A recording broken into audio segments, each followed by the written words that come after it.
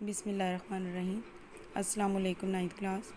آج ہمارا مطالعہ پاکستان کا لیکچر نمبر 2 ہے، باب نمبر 4، خواتین کو بااختیار بنانا۔ اس کا ہم نے لیکچر نمبر 1 میں جو عنوان پڑھا تھا، قرآن و حدیث کی روشنی میں اسلام میں خواتین کے حقوق، وہ ہم نے نصف پڑھا تھا۔ باقی کا نصف جو ہے وہ ہم آج کے لیکچر میں پڑھیں گے۔ پہلے اہم نکات کو دیکھتے ہیں۔ بیٹیوں کی کفالت کرنے والا جنت میں داخل ہوگا۔ حدیث میں حضور پاک صلی اللہ علیہ وسلم کی بے شمار احادیث میں اس بات کو واضح کر دیا گیا ہے کہ جس کے پاس بیٹیاں یا بہنیں ہوں اور وہ ان کی اچھی کفالت کرے گا، ان کی ذمہ داری اچھی طریقے سے نبھائے گا، تو وہ جنت میں اس طرح داخل ہوگا جیسے حضور پاک صلی اللہ علیہ وسلم نے اپنی دونوں انگلیاں جو ہیں اس طرح سے برابر کر کے دکھائیں کہ جس طرح میری یہ دونوں انگلیاں برابر ہیں، اس طرح سے وہ جنت میں داخل ہوگا، یعنی اس کو جنت میں داخل ہونے سے کوئی نہیں روک سکتا۔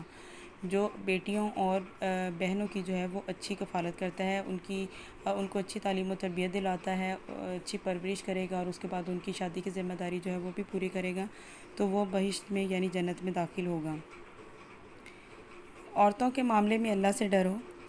حضور پاک صلی اللہ علیہ وسلم نے فرمایا ہے کہ عورتیں جو ہیں وہ معاشرے کا ایک مظلوم اور محکوم جو ہے وہ قوم ہے، جس کی وجہ سے وہ مردوں کی برابری نہیں کر سکتی۔ جس طرح مرد عورت پر ظلم و تشدد کرتے ہیں، اس طرح سے عورت نہیں کر سکتی۔ تو عورت پر ظلم و زیادتی کرنے سے پہلے اللہ تعالیٰ سے ڈرو، کیونکہ جب کسی پر زیادتی کی جاتی ہے تو اس کا بدلہ، اگر وہ کمزور ہے، کسی کمزور پر زیادتی کی جا رہی ہے تو اس کا بدلہ پھر اللہ تعالیٰ لیتا ہے۔ لہٰذا عورتوں کے معاملے میں ظلم یا زیادتی کرنے سے پہلے اللہ تعالیٰ سے ڈرو۔ حضرت حاجرہ علیہ السلام کا واقعہ، اسلام میں بہت ساری ایسی خواتین گزری ہیں جنہوں نے ایسے کام کیے جس سے ہمیں عورت کے حقوق کا اندازہ ہوتا ہے۔ انہی میں سے حضرت حاجرہ علیہ السلام کا واقعہ جو ہے وہ ایک نمایاں مثال ہے۔ حضرت حاجرہ علیہ السلام حضرت ابراہیم علیہ السلام کی زوجہ تھی۔ حضرت ابراہیم اللہ تعالیٰ کے حکم کے مطابق حضرت حاجرہ اور اپنے بیٹے حضرت اسماعیل علیہ السلام کو، جو ابھی بہت چھوٹے تھے، کچھ ماہ کے تھے، ان کو صحرا میں چھوڑ آئے تھے بے یار و مددگار۔ جیسے جیسے صحرا میں سورج بلند ہوتا گیا، گرمی کی شدت بڑھتی گئی، حضرت اسماعیل علیہ السلام پانی کی شدید پیاس کی وجہ سے رونے لگے۔ حضرت حاجرہ اپنے بیٹے کو روتا ہوا نہیں دیکھ سکتی تھی، اس لیے وہ کوہ صفا اور مروہ کی پہاڑیوں کے درمیان دوڑتی رہیں تاکہ کہیں سے پانی نظر آیا اور وہ اپنے بیٹے کو پلا سکے۔ اس دوران میں انہوں نے 7 چکر مکمل کر لیے، اور یہ 7 چکر جو ہیں وہ حج کی تکمیل کے لیے ایک اہم رکن جو ہے وہ قرار دیا گیا ہے۔ تو اس سے ہمیں عورتوں کے حقوق کا اندازہ ہوتا ہے کہ ایک عورت کی پیروی جو ہے مرد بھی کرتے ہیں اور عورتیں بھی کرتی ہیں، یعنی حج کی تکمیل جو ہے، حج اس عمل کے بغیر مکمل نہیں ہے، یعنی کوہ صفا اور مروہ کی پہاڑیوں کے درمیان 7 دفعہ دوڑنا جو ہے وہ حج کا ایک اہم رکن قرار دے دیا گیا ہے، جس کے بغیر حج مکمل نہیں ہو سکتا۔ حضرت ختیجہ رضی اللہ تعالیٰ عنہ کا تجارتی مرکز۔ حضرت ختیجہ رضی اللہ تعالیٰ عنہ عرب کی ایک دولت مند خاتون تھی جن کا مکہ معظمہ میں ایک تجارتی مرکز تھا جسے وہ خود سنبھالتی تھی۔ وہ بیوہ تھی، لہٰذا ان کی جو تجارتی مرکز تھا ان کو سنبھالنے والا کوئی مرد نہیں تھا۔ انہوں نے ایک غلام رکھا ہوا تھا جس کے ذریعے سے وہ تجارت کرتی تھی۔ اس سے اندازہ ہوتا ہے کہ عورتیں جو ہیں وہ کاروبار میں بھی آگے بڑھ سکتی ہیں، اسلام کی حدود کے اندر رہتے ہوئے وہ کوئی بھی کام جو ہے وہ سر انجام دے سکتی ہیں۔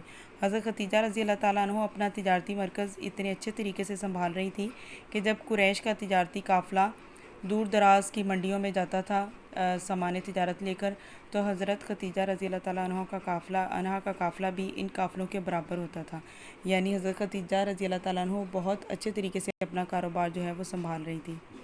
اسلام کی نامور خواتین کی مثالیں، جن میں حضرت فاطمہ، حضرت عائشہ اور حضرت زینب رضی اللہ تعالیٰ عنہ ہیں، یعنی حضرت حاجرہ اور حضرت ختیجہ کے علاوہ حضرت فاطمہ، حضرت عائشہ اور حضرت زینب بھی خواتین کی وہ زندہ مثالیں ہیں جنہوں نے ہر ظلم اور زیادتی کے خلاف جو ہے وہ ثابت قدم رہیں، ہر مشکل گھڑی میں مسلم خواتین کی ترجمانی کرتی رہیں، ان کی رہنمائی کرتی رہیں۔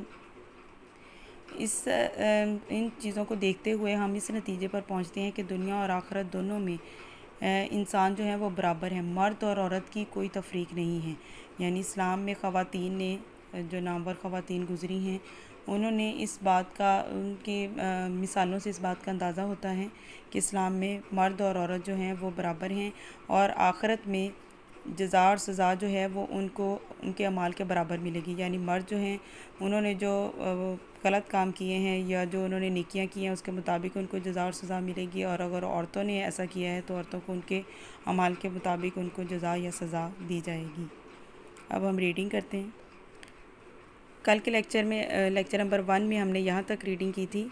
ہم نیکسٹ ریڈنگ سٹارٹ کرتے ہیں۔ مزید فرمایا ترجمہ: اور جو نیک کام کرے گا مرد ہو یا عورت جبکہ وہ صاحب ایمان بھی ہوگا تو ایسے لوگ بہشت میں داخل ہوں گے اور ان کی تل برابر بھی حق تلفی نہ کی جائے گی، یعنی ان کی ذرا سی بھی حق تلفی نہیں ہوگی، ان کا حق نہیں رکھا جائے گا۔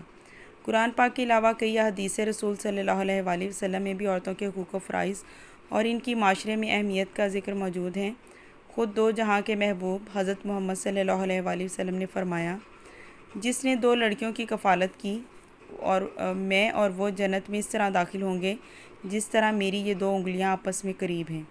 خاتم النبیین حضرت محمد صلی اللہ علیہ وآلہ وسلم نے ایک حدیث میں فرمایا، عورتوں کے معاملے میں اللہ سے ڈرو۔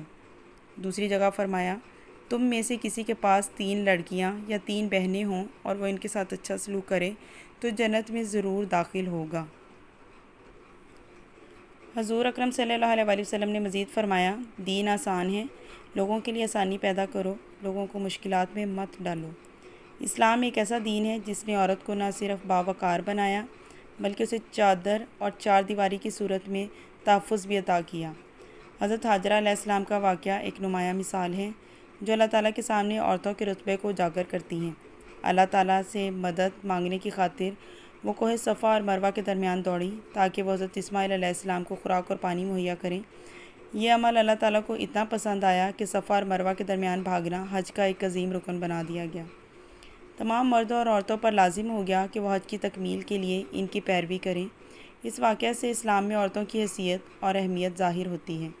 حضور پاک صلی اللہ علیہ وآلہ وسلم کی پہلی زوجہ حضرت خدیجہ رضی اللہ تعالیٰ عنہ جزیرہ نما عرب کی ایک دولت مند خاتون تھی۔ ان کا مکہ معظمہ میں ایک تجارتی مرکز تھا جسے وہ خود سنبھالتی تھی۔ ان کا تجارتی سامان شام جیسے دور دراز ممالک کی منڈیوں تک جاتا تھا۔ حضرت خدیجہ رضی اللہ تعالیٰ عنہ کے کاروبار کی کامیابی کو اس طرح دیکھا جاتا ہے کہ تمام قبیلہ قریش کے تجارتی قافلے دوسرے ممالک کو جاتے تھے تو حضرت خدیجہ رضی اللہ تعالیٰ عنہ کا قافلہ قریش کے سارے قافلوں کے برابر ہوتا تھا۔ بعثت نبی صلی اللہ علیہ وآلہ وسلم کے بعد ہمارے نبی حضرت محمد صلی اللہ علیہ وآلہ وسلم نے اس بات پر زور دیا کہ معاشرتی اصلاحات کے لیے جدوجہد کے سلسلے کا اہم پہلو دنیا اور عرب کے مظلوم اور محکوم طبقات خصوصاً خواتین، خدام خادم کی جمع ہے، ملازم اور یتیموں کو بنیادی حقوق مہیا کرنا ہے۔ حضرت فاطمہ رضی اللہ تعالیٰ عنہ، حضرت عائشہ رضی اللہ تعالیٰ عنہ، حضرت زینب رضی اللہ تعالیٰ عنہ نامور خواتین کی وہ زندہ مثالیں ہیں جو ظلم و جبر کے سامنے ثابت قدم رہیں اور مشکل کی گھڑیوں میں مسلم خواتین کی رہنمائی کرتی رہیں۔ ہم اس نتیجے پر پہنچتے ہیں کہ دنیا اور آخرت دونوں میں بحیثیت انسان مرد اور عورت اللہ تعالیٰ کی نگاہ میں برابر ہیں۔ ان کو آخرت میں اپنے اپنے اعمال کے مطابق سزا اور جزا دی جائے گی جو انہوں نے اس دنیا میں سر انجام دیے ہوں گے۔ یہ آپ کا آج کا لیکچر تھا اور یہ آپ کی آج کی ڈائری بھی ہے۔ آپ نے اس کو اچھے طریقے سے یاد بھی کرنا ہے اور ایک دفعہ رف بائنڈر پر اس کو لکھنا بھی ہے۔ اللہ حافظ۔